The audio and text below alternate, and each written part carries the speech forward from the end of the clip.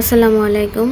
আজকে রান্না করব মাটির চুলায় মুরগির মাংস। প্রথমে আমি কড়াই গরম করে তার মধ্যে তেল দিয়ে দিয়েছি, তারপরে দিয়েছি একটা বড় তেজপাতা, তারপরে দিয়ে দিয়েছি পেঁয়াজ কুচি। আমি এখন পেঁয়াজটাকে হালকা লাল করে ভাজবো। আর এখানে নিয়েছিলাম মুরগির মাংস। আমার পেঁয়াজগুলো এরকম হালকা লাল হয়ে এসেছে। তারপর এখানে আমি দিয়ে দিচ্ছি আদা রসুন বাটা, তারপর দিচ্ছি জিরে বাটা। এখন আমি এটাকে সুন্দর করে তারপরে একটু হালকা ভেজে নিব। তারপরে দিয়ে দিচ্ছি একটু পানি দেওয়ার পরে এখন দিয়ে দিচ্ছি একটু হলুদ, তারপরে মরিচ গুঁড়া, হলুদের গুঁড়া আর ধনিয়া গুঁড়া। তারপরে আমি দিয়ে দিচ্ছি লবণটা যার যার স্বাদ মতো দেওয়াই ভালো। তারপরে আমি এই মশলাটাকে কিছুক্ষণ সব কষানো হয়ে গিয়েছে। আমার মশলাটা এরকম হালকা ভাজা ভাজা হয়ে গেছে।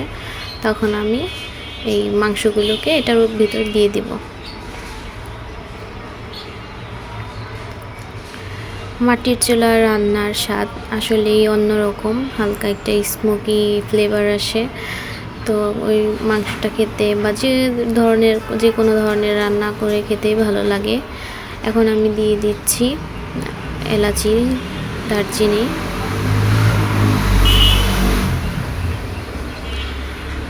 তারপরে এইভাবে কিছুক্ষণ আমি কষাবো।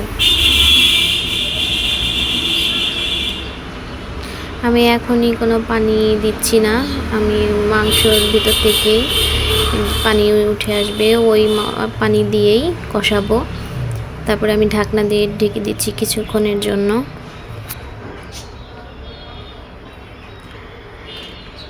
এখন ঢাকনা উঠিয়ে আবার একটু নেড়ে চেড়ে দিব, তাহলে মাংসটা সুন্দর উপরে নিচে এরকম নেড়ে চেড়ে দিলে মাংসটা ভালোভাবে সেদ্ধ হয়।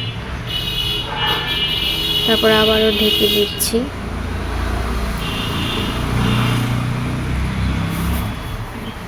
এখন আমি দিয়ে দিব একটা টমেটো দিলে টমেটো দিয়ে মাংস রান্না করলে আমার খুব ভালো লাগে, মানে এটা অপশনাল।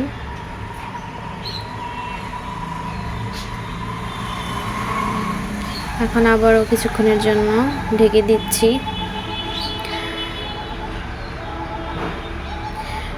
বাস হয়ে গেছে আমার মুরগির মাংস রান্না।